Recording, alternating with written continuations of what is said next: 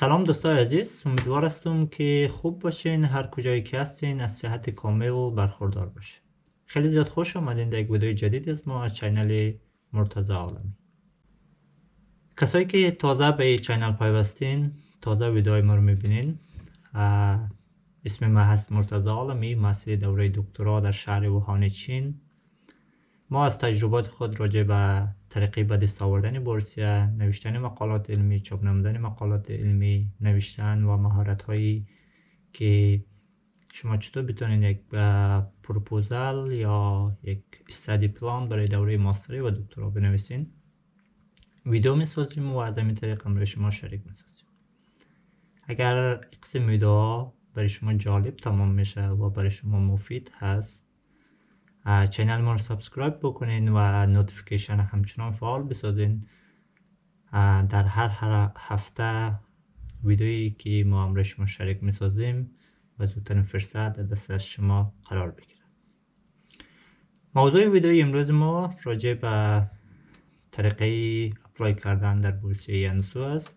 بریم داخل کامپیوتر و به صورت عملی برای شما نشان میتونم که شما چطور میتونین برای بورسیه انسو اپلای بکنین.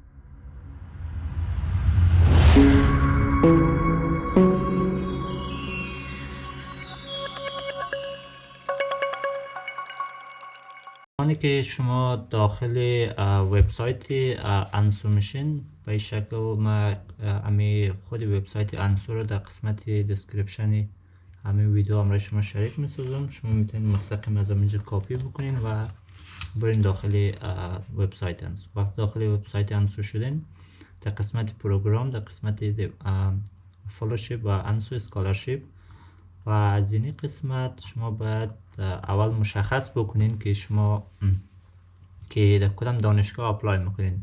من قبلا همچنان برای شما گفته بودم که در ویدیوهای قبلی راجع به اسکالرشیپ انسو برای شما معلومات دادم که شما چطور میتونستین برای خود یک پروگرام انتخاب بکنین، چطور میتونستین یک اینستیتوت یا یک نظر به رشته تحصیلی شما چطور میتونستین یک پروفسور رو برای خود پیدا بکنین. و زمانی که شما یک پروفسور برای خود انتخاب کردین، یک پروفسور پیدا شد که برای شما اکسپتنس لتر بده، بعد شما مشخص بکنید که مربوط کدام بخش هستین، مربوط کدام دانشگاه میشین. به خاطر که اسکالرشیپ انسو فقط دو تا دانشگاه است، که دانشگاه USTC و دانشگاه یوکاس. برای هر کدوم از اینا که شما اکسپتنس لتر گرفتین، شما میتونید مستقیم با اون دانشگاه اپلای بکنین.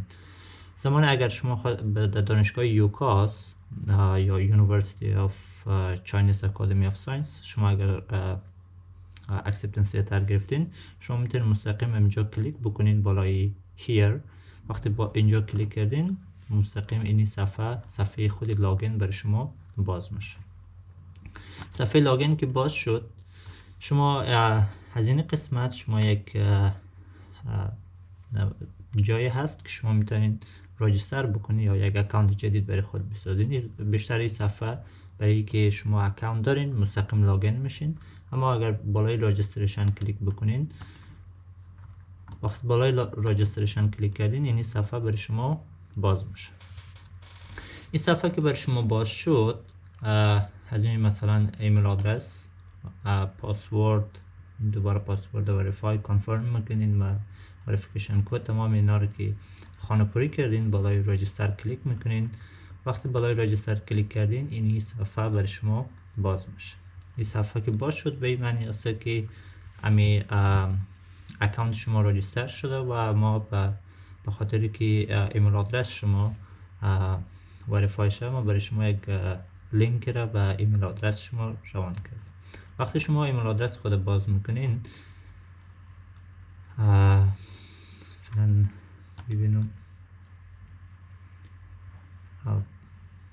وقتی شما ایمیل آدرس خود باز کردین، این قسم یک ایمیل برای شما میاد.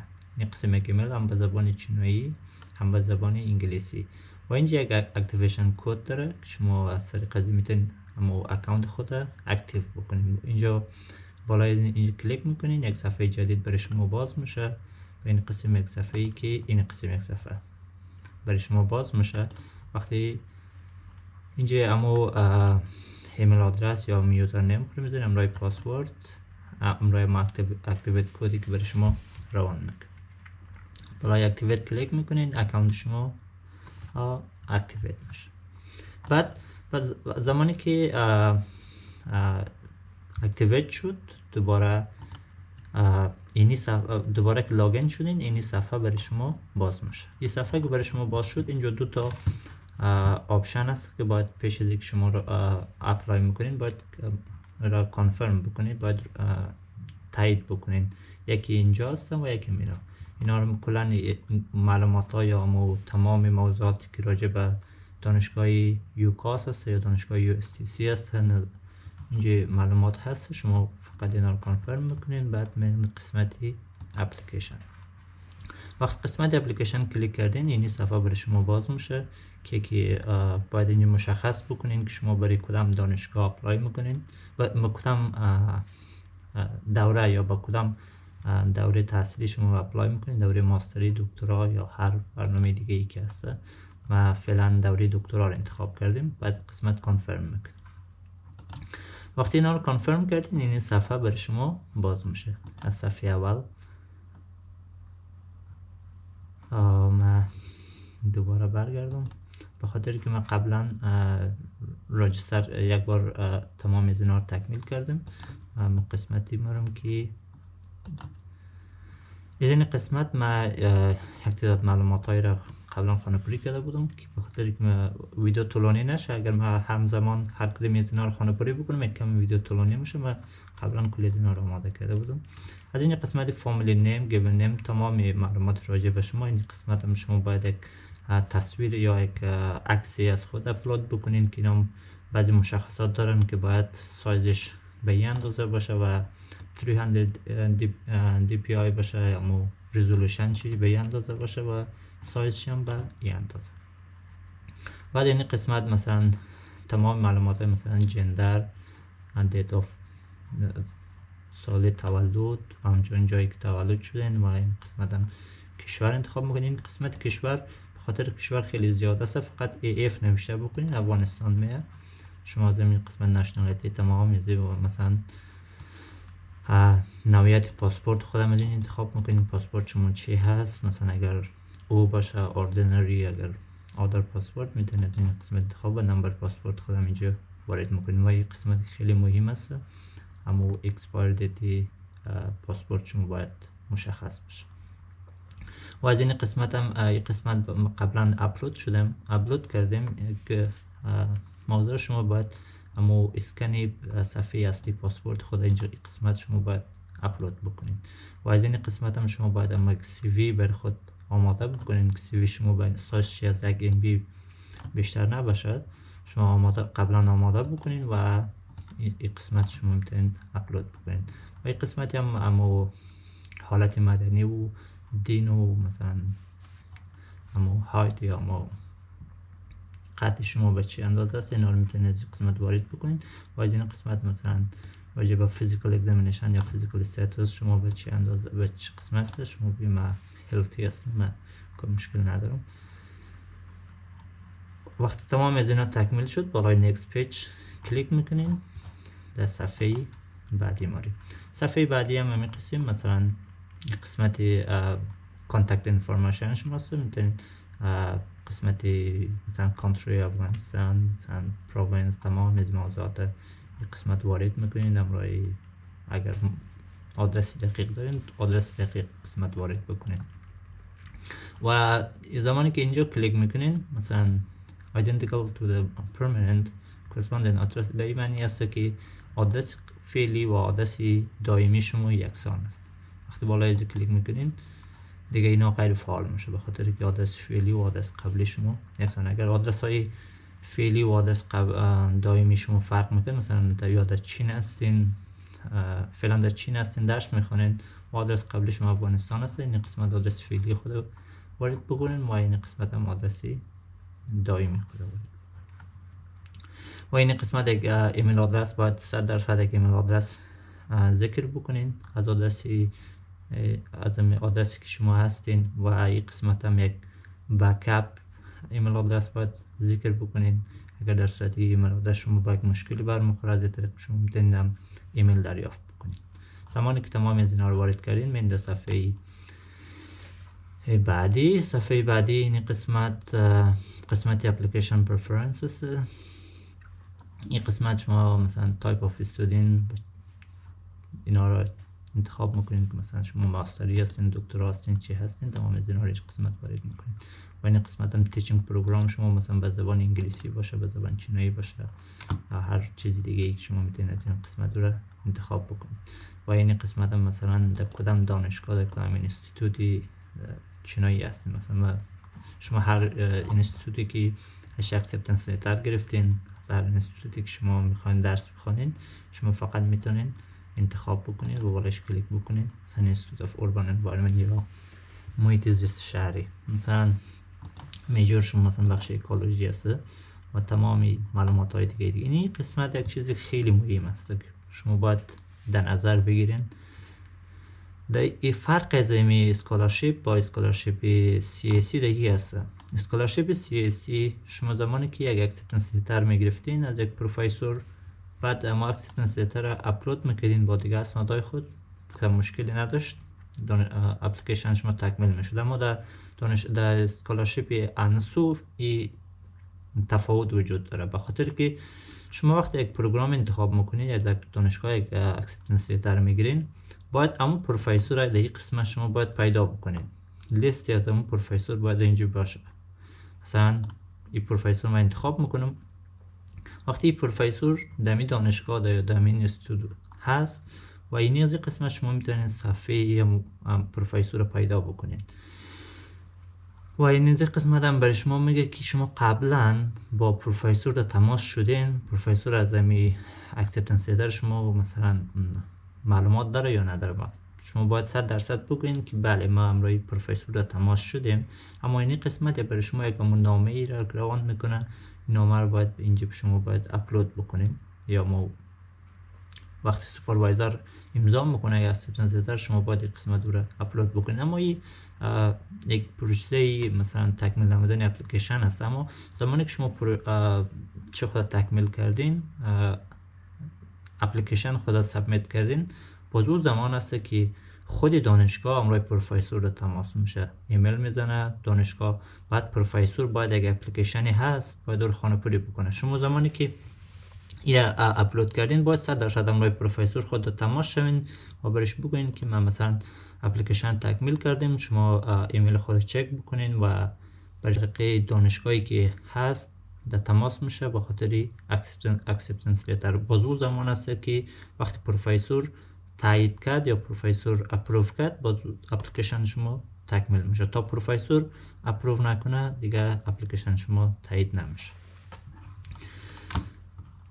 دیگه این قسمت مثلا do you agree to arrange more، بعضی موضوعات هست. مثلا اگر این پروفسور یا دیگه پروفسورای هم شما اگر مثلا بر علاوه از پروفسورای دیگه پروفسور هم شما میخواین یا نمیخواین، مثلا یه اونا مربوط خودین شما میتونید انتخاب بکنید یا نکنید. دیگه اینجا یک قسمت موتیویشن لتر هست. اگر راجع به موتیویشن لتر هم برای شما یک ویدیو میسازم که شما چطور میتونید یک موتیویشن لتر یا یک پروپوزال برای خود بنویسین برای دوره ماستر یا دوره دکترا. این دو یا مثلا پروپوزال داشته باشین یا مثلا موتیویشن لتر. اما بیشتر دانشگاه قرار تجربه که سالهای قبلی مثلا ما برای دوستایی که اپلای کرده بودم پروپوزال داشته باشین، یک ریسرچ پروپوزال داشته باشین، خیلی خوب است. بخاطر که پروفسوری که امروز در تماس میشین پیش از این پروفسور شما یک پروپوزال میخواد، همون پروپوزال میتونید شما این قسمت هم اپلود بکنید. دیگه استادی پریود چی هم مربوط دانشگاه میشه که کدام بخشا از کدام سال تا کدام سال ادامه پیدا میکنه.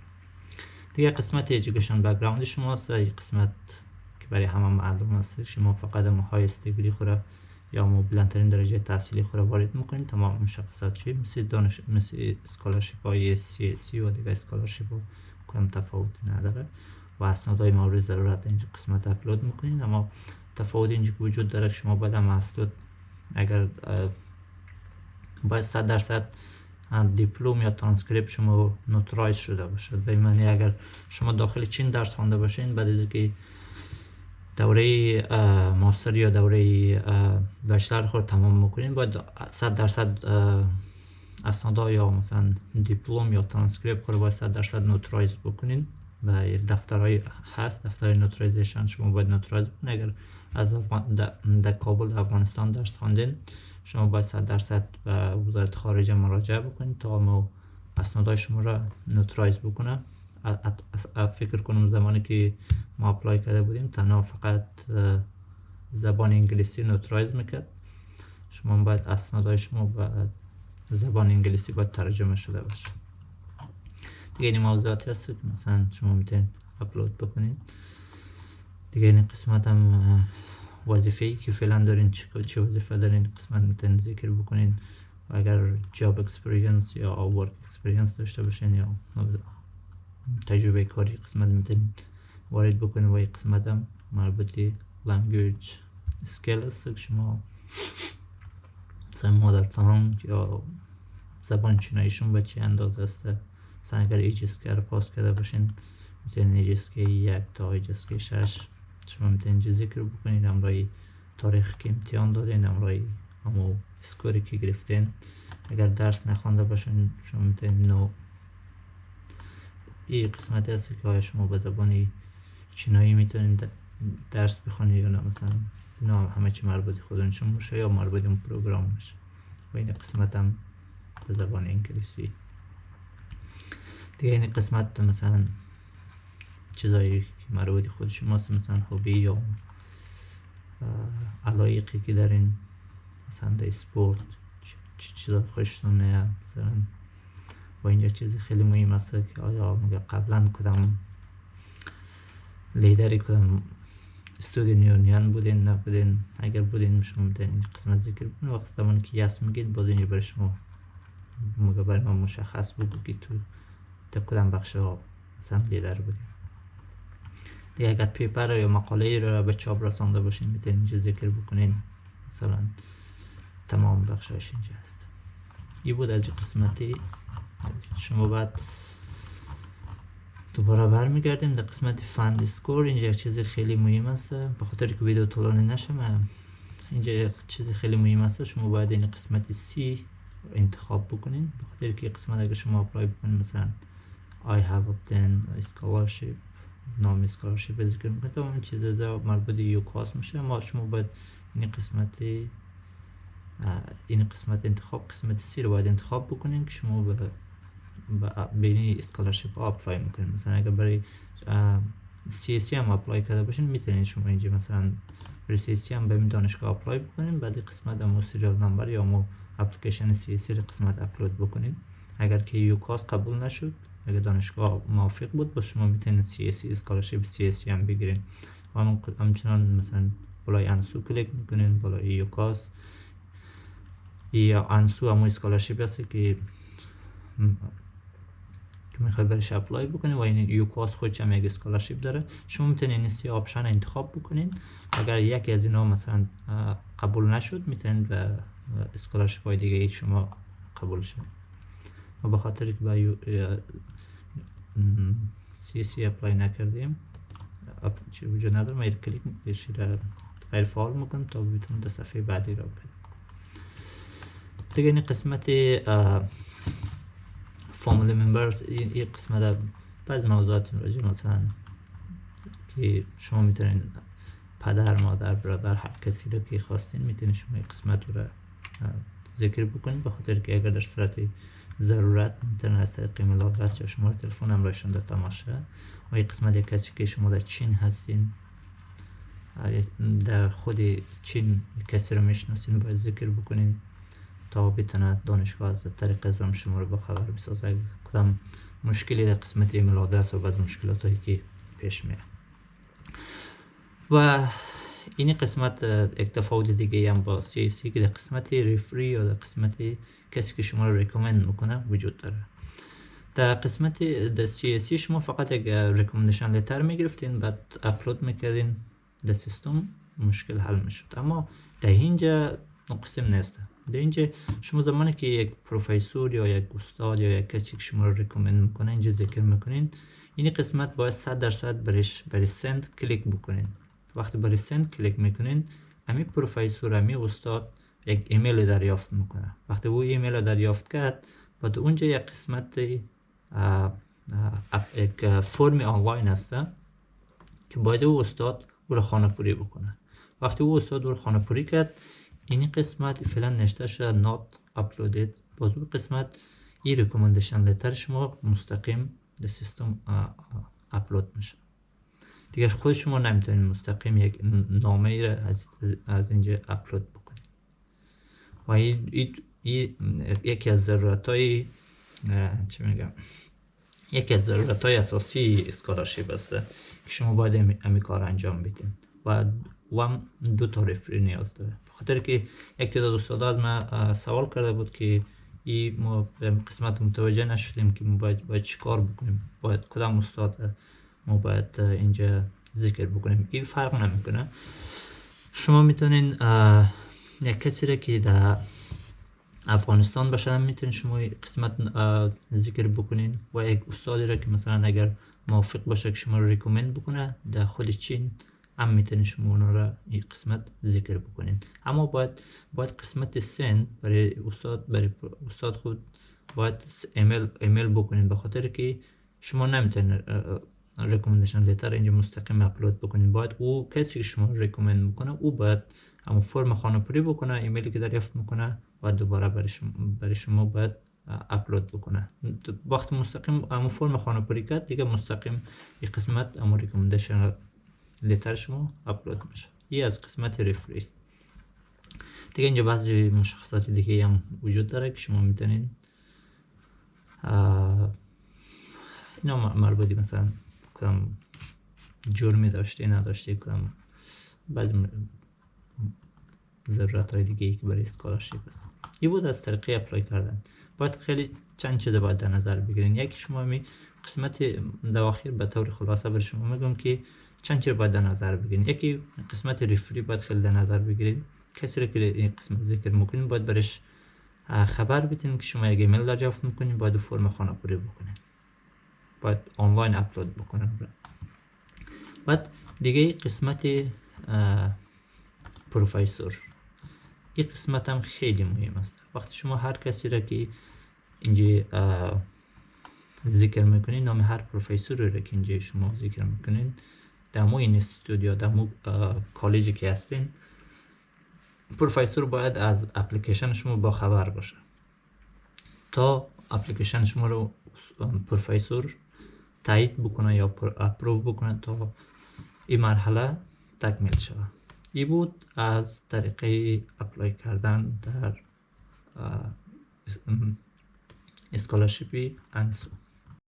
این بود از ویدیو امروز از ما راجع به طریقه‌ای که شما چطور میتونستین بر بورسیه انسو اپلای بکنین. کسایی که راجع به بورسیه انسو معلومات ندارین، ما در ویدیوی قبلی ما راجع به ویدیو آماده کرده بودم. شما در قسمت بالا مسیجش میل شما میتونین ویدیو رو ببینین و راجع به بورسیه انسو معلومات بگیرین. دیگه بود از ویدیو امروز از ما. منتظر ویدیوهای بعدی ما باشین. ویدیوهای راجع به طریقه نوشتن مقالات علمی و همچنین مهارت‌ها یا اپلیکیشن‌هایی که یا سافت‌ورهایی که شما نیاز دارین برای یک نوشتن مقاله علمی و همچنین یک پروپوزال. دیگه ویدیو رو اینجا ختم میکنیم تا ویدیوی بعدی. تا دیدار بعد شما را به خداوند پاک میسپارم.